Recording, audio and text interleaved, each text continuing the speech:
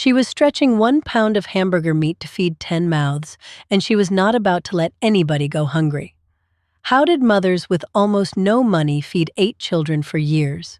The Great Depression settled over American kitchens starting in the fall of 1929, and it did not lift for the better part of a decade.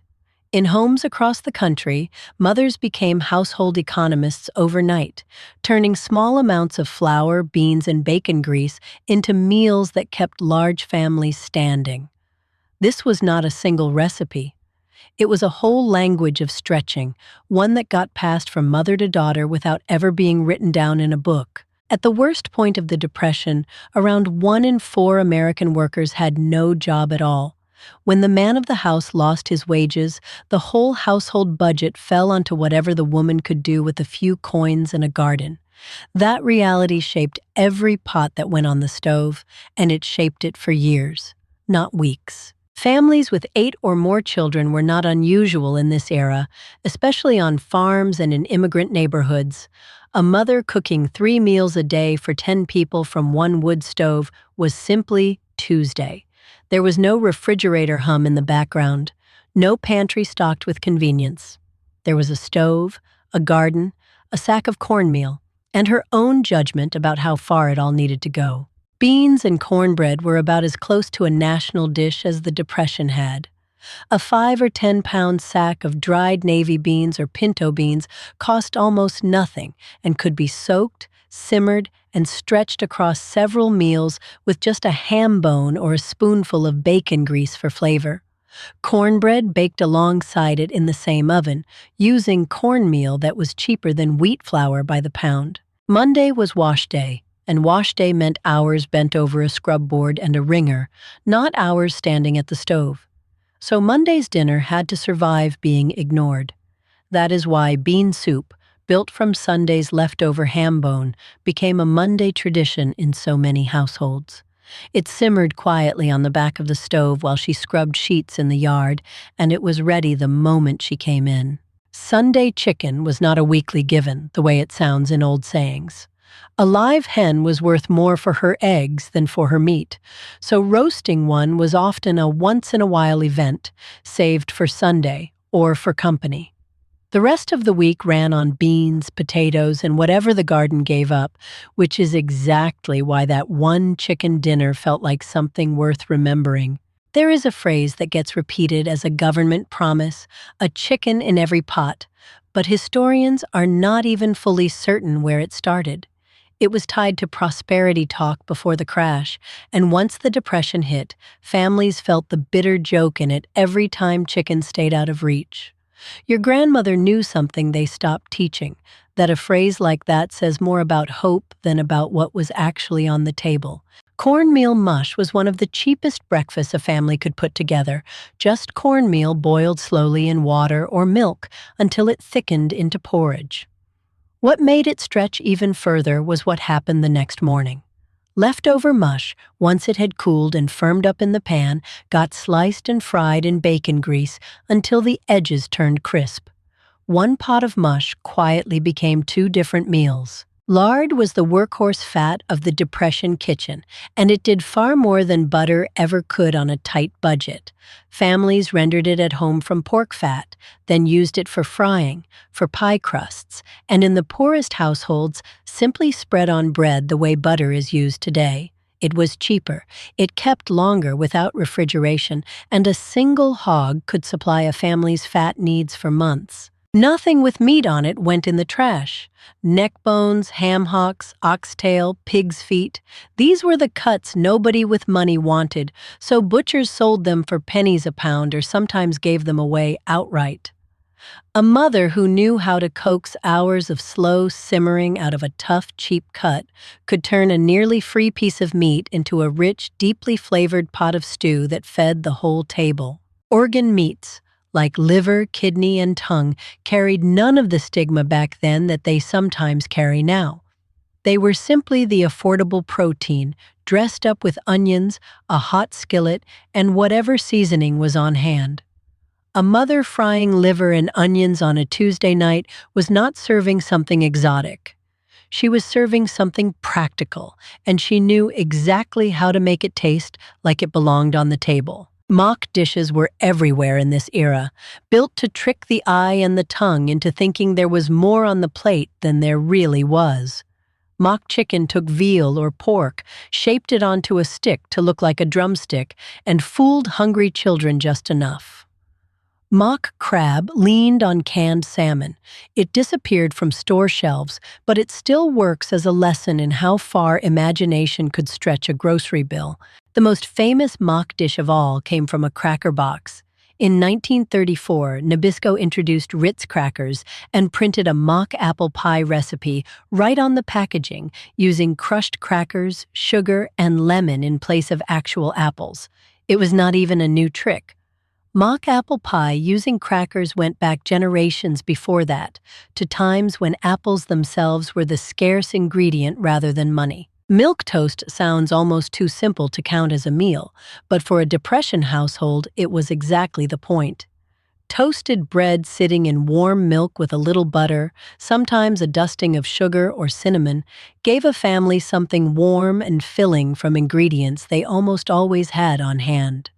It was served to the sick, to the very young, and to anyone whose supper needed to be built from almost nothing.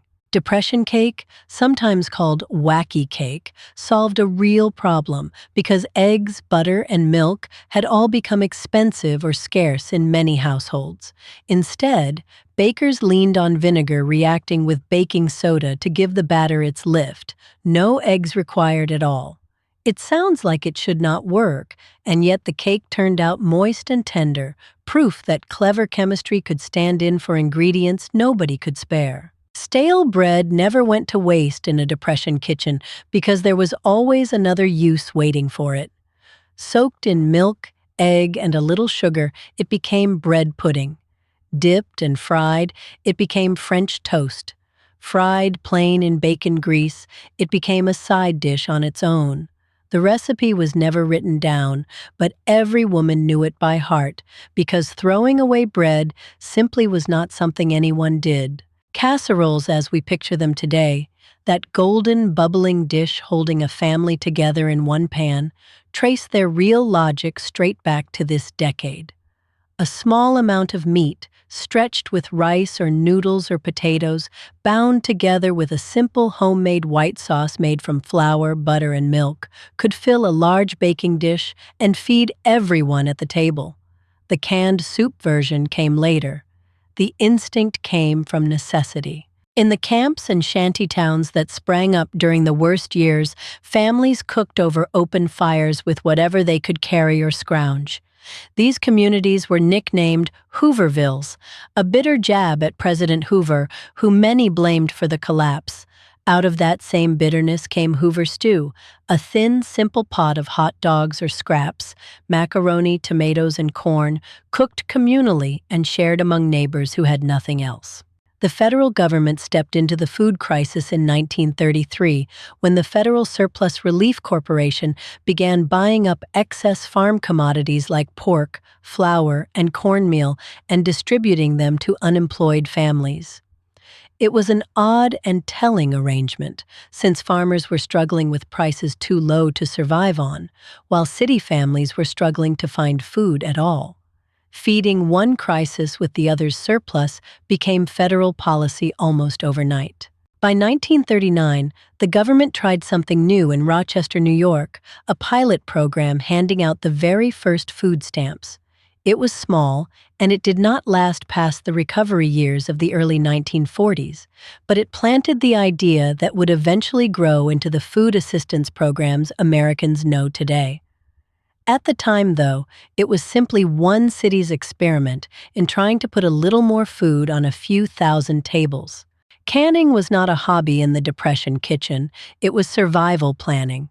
A single afternoon at the stove could fill dozens of glass jars with tomatoes, green beans, peaches, and whatever else the garden had given up that summer.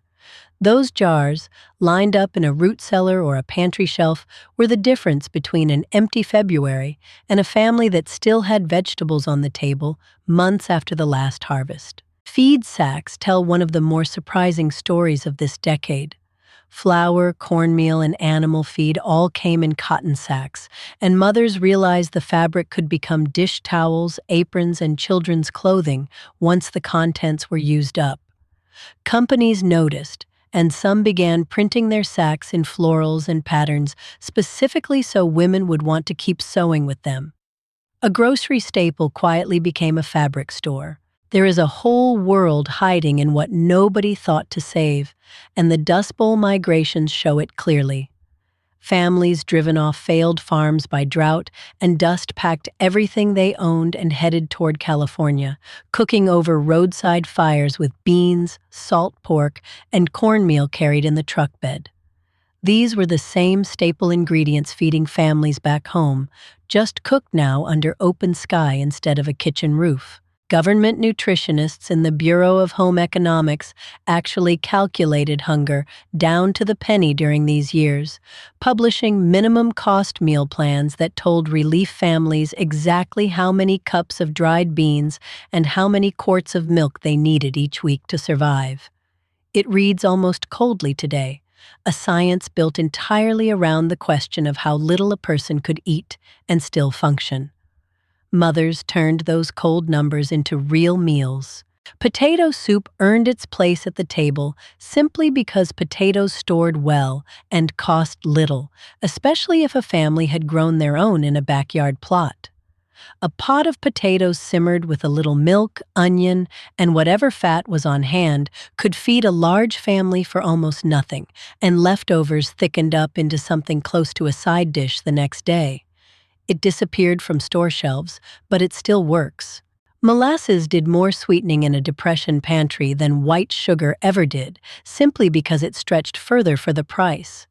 A jar of molasses could sweeten cornbread, gingerbread, and baked beans alike, and it kept for a long time on the shelf without spoiling.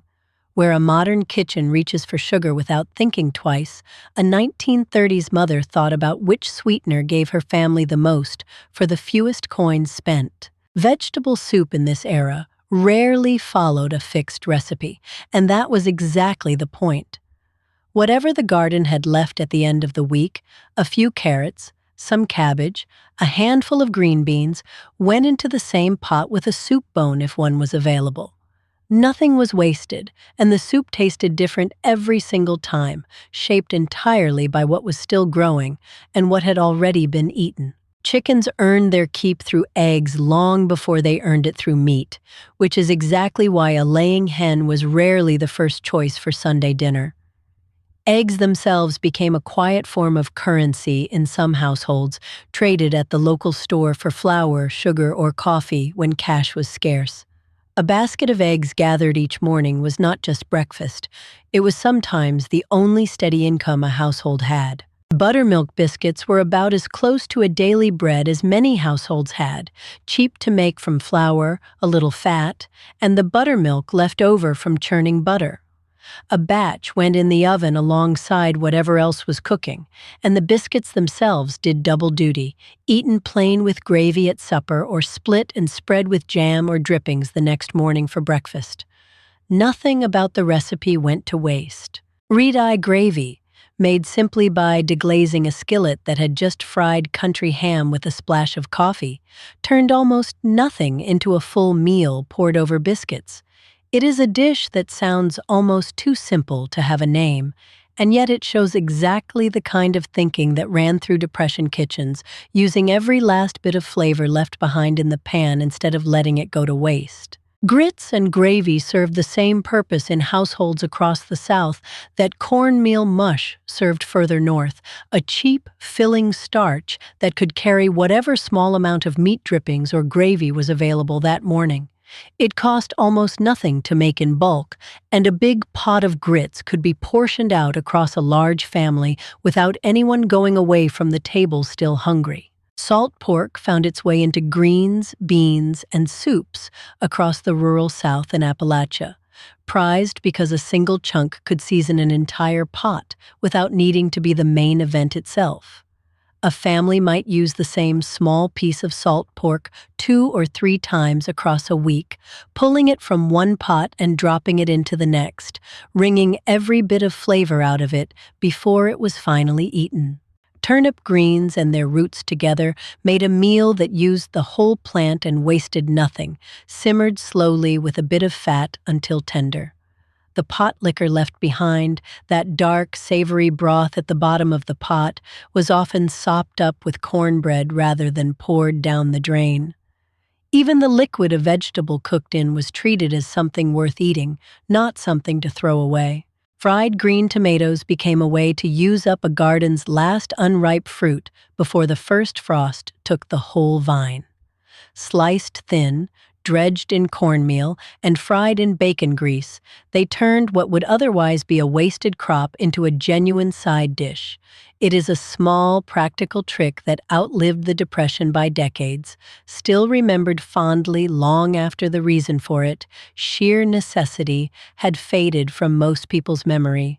Poor man's stew, sometimes called poor man's feast in different regions, leaned on potatoes, onions, and whatever small amount of meat or scrap was on hand, simmered together slowly until the potatoes broke down and thickened the whole pot. It was hearty enough to fill a working family's stomachs, and cheap enough to make several times a week without strain.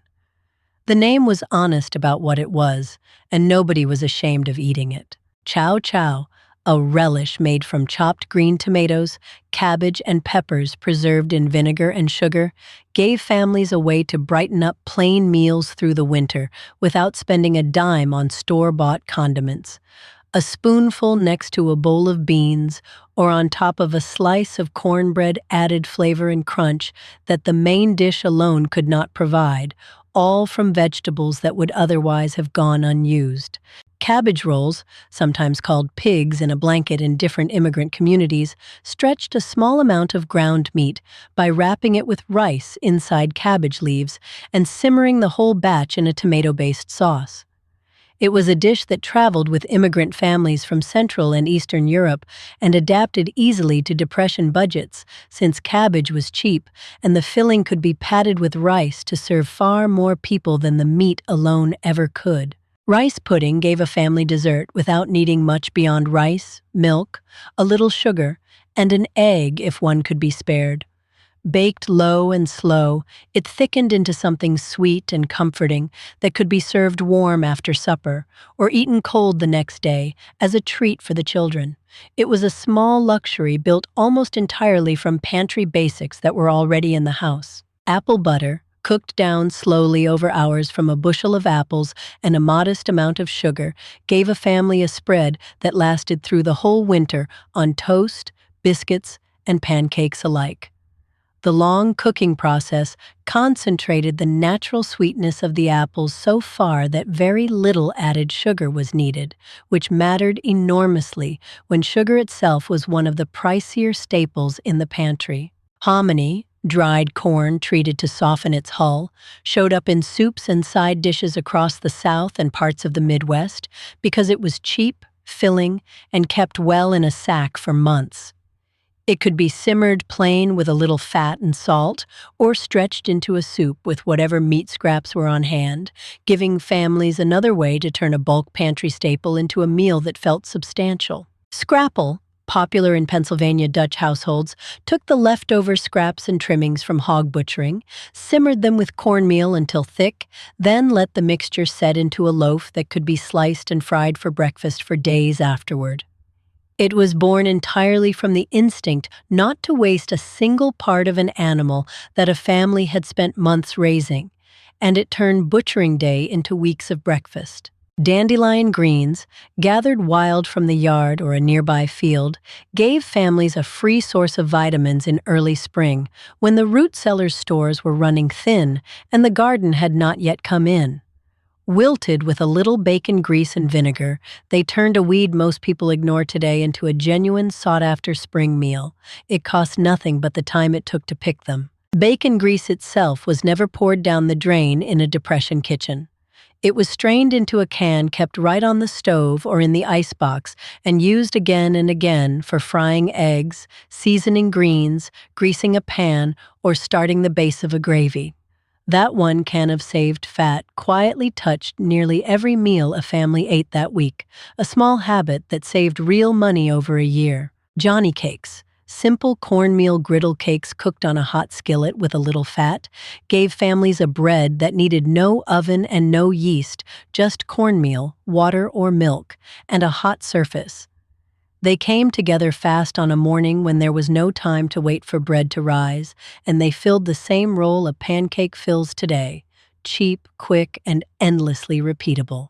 Root cellars did the quiet, unglamorous work of keeping a family fed through winter, holding potatoes, turnips, carrots, and squash at a steady, cool temperature for months without any refrigeration at all.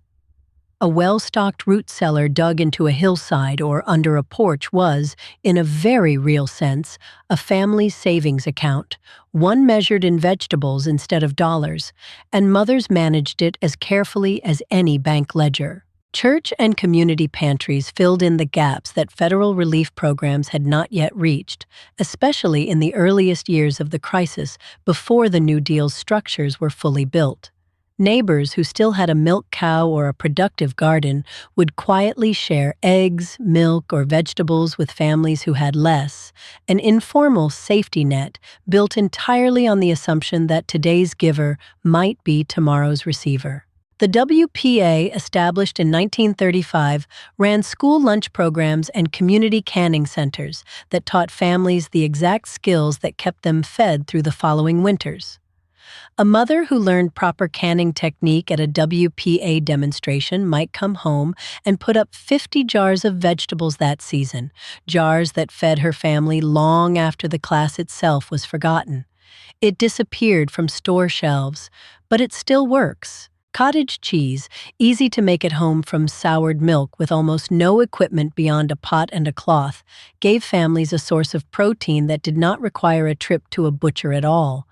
Drained and lightly salted, it could be eaten plain, spread on bread, or mixed with a little of that precious garden produce. Another example of turning something ordinary that was about to spoil into something the family could still eat. Dried apples and other dried fruit, sliced thin and left to cure on screens in the sun or near the stove, meant a family could enjoy something sweet and fruity well past the harvest season without spending money on anything canned or store-bought. Rehydrated in a bit of water, dried apples went straight into pies, into oatmeal, or were simply eaten as a snack, stretching a single harvest across many months. Sweet pudding, a dense steamed dessert made from beef or mutton fat mixed with flour, dried fruit, and spices, gave families a filling sweet that used a fat most modern cooks would never think to bake with. Steamed for hours in a covered pudding basin over simmering water, it turned out rich and satisfying, proof that the era's cooks understood fat as flavor and fuel long before it became something to avoid. Buttermilk itself, the tangy liquid left over after churning cream into butter, rarely went to waste either. Beyond biscuits, it went into pancakes, into marinades for tougher cuts of meat to tenderize them overnight, and even into cold soups on hot summer days. A household churning its own butter regularly had a small, steady supply of buttermilk that touched several meals across the week without costing an extra cent. Squirrel, rabbit, and other small wild game supplemented the table in rural households where a father or older son could hunt within walking distance of home. Cooked low and slow into a stew with whatever vegetables were on hand, wild game gave a family a source of meat that cost nothing but time and a little ammunition, an option city families without access to woods or fields simply did not have. Fish, when a family lived near a river, lake, or coastline, played the same role wild game did further inland, a free protein source that only cost the time spent fishing. Catfish, perch, and other common freshwater fish, fried simply in cornmeal and lard, showed up regularly enough in some households that it barely counted as a special occasion, just another way the land and water around a family fed them. Sorghum syrup, pressed and boiled down from sorghum cane grown in small patches across parts of the South and Midwest, gave families another homegrown sweetener that did not require store-bought sugar at all. Communities sometimes gathered around a single neighbor's mill during harvest to press the cane together, sharing labor and the resulting syrup, another small example of how scarcity pushed neighbors toward cooperation rather than isolation. Cracklings, the crisp browned bits left over after rendering lard from pork fat, were never thrown out either. Mixed into cornbread batter, they added a savory, salty crunch that turned a plain pan of bread into something closer to a treat. It was one more small example of the era's core habit, looking at a byproduct most modern cooks would discard and asking instead how it could become part of the next meal. Vinegar pie, a Depression-era dessert made with vinegar, sugar, butter, and flour, standing in for the citrus flavor of a lemon pie, shows exactly how far a resourceful cook would go to give her family something that tasted bright and special without spending money on fruit that was out of season or out of reach. It sounds unusual today, but the tang of vinegar against sugar genuinely mimicked the lemon flavor families were craving. Onion sandwiches, just thin sliced onion between two pieces of bread with a smear of lard or mayonnaise, were considered a genuine lunch in some households when little else was in the pantry. It reads almost startling today, but a filling, savory sandwich built from almost nothing kept a working man or a hungry child going through an afternoon, and it cost close to nothing to put together. Cream of wheat and other cheap-cooked cereals, boiled up in bulk on a cold morning, filled the same role oatmeal fills today, a warm, inexpensive breakfast that could be sweetened with molasses or fruit preserves rather than sugar. It stretched easily to feed a large family from a single pot, and leftovers, much like cornmeal mush, could be reheated the following day without waste. Chipped beef on toast, sometimes remembered by the nickname soldiers later gave it during the war years, used dried, salted beef shaved thin and simmered into a simple white gravy poured over toast. A small amount of the dried beef went a long way once it was stretched with flour and milk, giving a family the sense of a meat-based supper from what was really a very small portion of actual meat. Peanut butter, still a relatively new pantry item that had grown popular through the 1920s and 30s, stretched a family's protein budget considerably, since a single jar could season sandwiches, mix into cookies, or thin into a sauce, all at a price well below meat. Children in particular came to depend on it as a lunchbox staple, filling and satisfying enough to carry a child through a full school day. Beet greens, often thrown away today in favor of just the root, were carefully cooked and eaten right alongside the beets themselves in a Depression household, because throwing away an edible part of any vegetable simply was not something a careful cook did. Wilted with a bit of fat and vinegar, they gave a family another source of greens and vitamins from a vegetable most households were already growing anyway. Ham and beans, cooked together low and slow with a ham bone or hock providing nearly all the flavor and protein for the entire pot, might be the single dish that best captures the whole philosophy of Depression cooking. One relatively cheap piece of pork could season and feed a family of 10 across an entire pot of beans, and the leftover bone often went back into the pot a second time before it was finally set aside. Sassafras tea, brewed from roots dug and dried at home, gave families a warm drink that cost nothing but the labor of digging it up, an alternative to store-bought coffee or tea when those had to be rationed carefully within the budget. It is worth noting plainly that sassafras root was later found by health authorities to carry risks and largely fell out of common use, a detail that belongs to the story rather than to today's kitchen. Depression gardens, small backyard plots planted in potatoes, greens, beans, and squash, were the quiet backbone behind nearly every dish on this list. A family with even a modest yard could grow a meaningful share of its own food, and extension agents traveled from town to town, encouraging exactly this kind of self-sufficiency. These gardens were the direct ancestor of the Victory Gardens that would follow just a few years later during the war. The Bureau of Home Economics did not just calculate minimum meal plans, it published them widely through extension bulletins that landed in kitchens across the country, giving mothers a kind of unofficial curriculum in stretching a dollar. These bulletins mattered because they turned isolated, individual kitchen wisdom into something shared and standardized, giving even a young or inexperienced homemaker a fighting chance at feeding her family through the leanest years. It is worth pausing on just how much variation there was across the country. A family in the rural South leaned on beans, greens, and cornbread. A family on the Great Plains leaned on wheat, potatoes, and whatever livestock they kept. A family in a northeastern mill town, with no land to garden at all, often had it hardest of anyone, entirely dependent on wages and store prices, with no backyard to fall back on. By the time the Depression eased into the war years of the early 1940s, many of these same dishes simply carried forward unchanged because sugar, meat, and butter all became rationed goods again for entirely different reasons.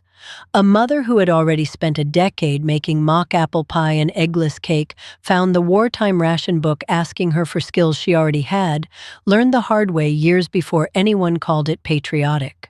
What is easy to miss, looking back from a well-stocked modern kitchen, is how much genuine skill this era demanded.